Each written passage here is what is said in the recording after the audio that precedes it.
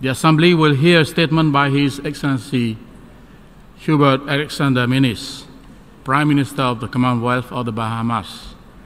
May I request protocol to escort His Excellency. I will just go for one bilat.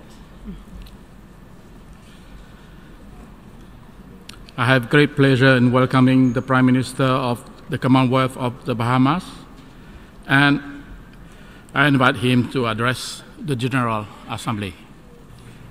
Thank you. Mr. President, Excellencies, I congratulate Madam President on her election to the presidency of this 73rd session of the United Nations General Assembly. I wish to assure you and members of the Bureau of the support of my delegation. I commend Secretary General Antonio Guterres, who continues to guide the organization through a process of reform which is vital for the continued relevance of our organization. I also pay tribute to the late Kofi Annan for an immense contribution he made to the UN and the global community. Mr. President, in this year, marking the 100th anniversary of the end of the First World War, it is fitting that the theme for this 73rd session is making the United Nations relevant to all people, global leadership, and shared responsibilities for peaceful, equitable, and sustainable societies. One of the painful lessons taught by the two world wars was the necessity of nations working together to minimize conflicts and to promote economic and social development. The relevance of the UN to the global community is without question. This is not to say, Mr. President, that we ought not to strive to achieve more. This is an imperative. As nations, we must intensify our deliberations and commitments to addressing climate change. Climate change is a clear and present danger to us all, but in particular to low-lying coastal nations like the Bahamas. We see this in rising sea levels, the loss of coral reefs, the increased volume of acid in our oceans, and more severe and frequent hurricanes and typhoons.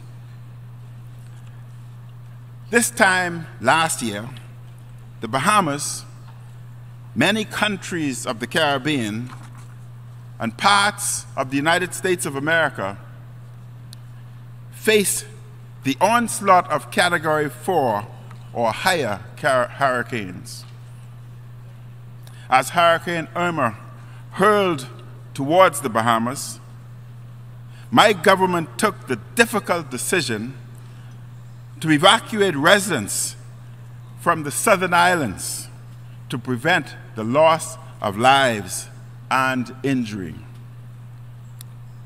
Gratefully, we escaped without loss of life, but our southern neighbors were not as fortunate.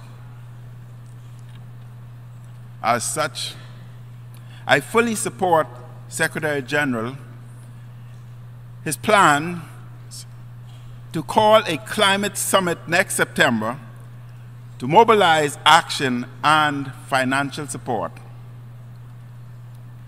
As part of such discussions, we must dedicate considerably more energy and resources in building the resilience and sustainability of our island and coastal nations.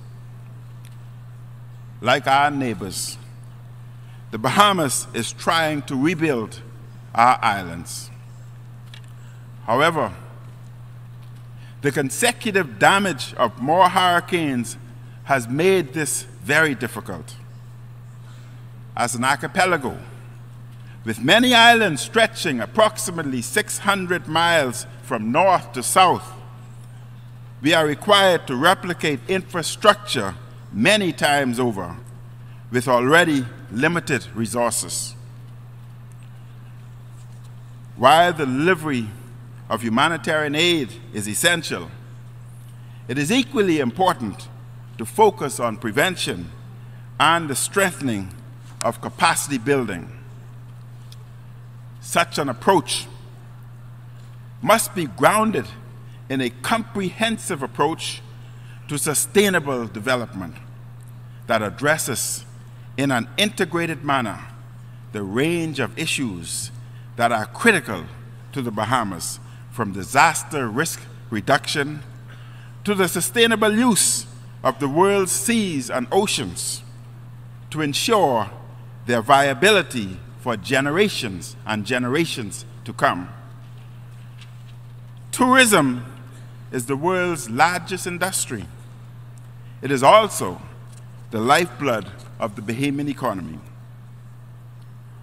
Millions of tourists travel to the Bahamas annually because of our beautiful turquoise waters and biodiversity.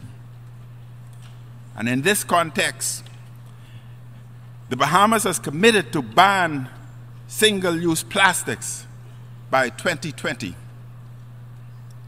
The Bahamas looks forward to the successful outcomes of the review of the Samoa Pathway, the international framework to advance these and other sustainable development priorities for small island development states. The Bahamas will also advocate for a strong outcome of the Intergovernmental Conference on an international, legally binding instrument under the United Nations Convention on the Law of the Sea, on the conservation and sustainable use of marine biological diversity of areas beyond national jurisdiction. Mr. President, earlier this week, I participated in the Bloomberg Roundtable on building resilience, resilient economies, and preserving marine ecosystems in coastal Commonwealth nations. I commend such dialogue. However, I must stress that the Bahamas and our neighbors are being beaten twice for circumstances not of our own making. It is not our island nations that are primarily responsible for the climate change, which results in the scourge of hurricanes and other natural disasters. However, when we respond to national need by borrowing internationally to seek to restore basic human infrastructure, our debt to GDP ratio rises, risking the possibility of a rating downgrade. This limits our ability to provide for ourselves, except we are burdened with a price tag too heavy to be borne. Mr. President, a relevant UN should urgently facilitate a meaningful dialogue on the international stage to establish a workable solution.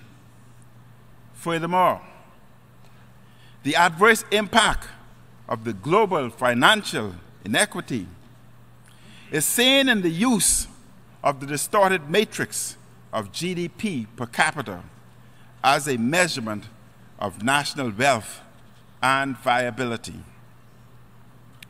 This is done without due regard to a country's vulnerabilities and the weight that should be given to localized circumstances.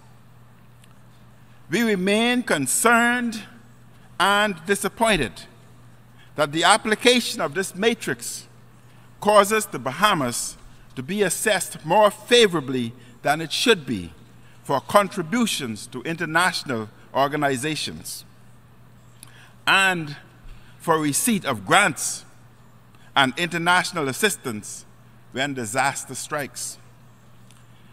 The UN must bring greater focus and action in response to this inequitable issue. We also reaffirm our support for Cuba's ability to access resources for development to rebuild after disasters. Similarly, notwithstanding the strong and unwavering commitment to the integrity of our financial services industry, the Bahamas, like other jurisdictions, is in an uphill battle to avoid being blacklisted as a non-cooperative jurisdiction for tax purposes. The goalposts for cooperation are constantly being moved. They are inequitably applied with unfair advantages to some and disadvantages to others. The Bahamas remains committed to international tax transparency and cooperation, exchange of information and international regulatory standards, as well as to conduct business in a fair, transparent, and competitive manner. Madam President, the Bahamas is comprehensively seeking to offer greater opportunities to our disadvantaged urban centers through revitalization, economically empowering, and poverty alleviation initiatives. These initiatives have been designed to be consistent with the Sustainable Development Goals. My government is committed to the SDGs and will continue to work with the UN and other international partners and domestic stakeholders towards implementation. Mr. President, the Bahamas is dedicated to serving as a productive presence and committed member of the Council of the International Maritime Organization. We have presented our candidature for re-election to Category C in the elections in 2019. The Bahamas intends to continue its work to make positive and innovative contributions toward ensuring the safety and security of shipping and the prevention of marine pollution by maritime vessels. The Bahamas remains committed to the protection and promotion of human rights and to gender equality. The geographical location of the Bahamas has made us particularly vulnerable to illegal migration. We have been embattled by this for decades. We are resolute, however, to fight illegal migration and to do so in a manner that prioritizes the safety and security of the Bahamas while adhering to human rights principles. The Bahamas, Madam President, is committed to the use of information communication technology to support development. We have offered ourselves as the smart choice with our candidature for the Council of the International Telecommunication Union. The Bahamas has been endorsed by our CARICOM neighbors.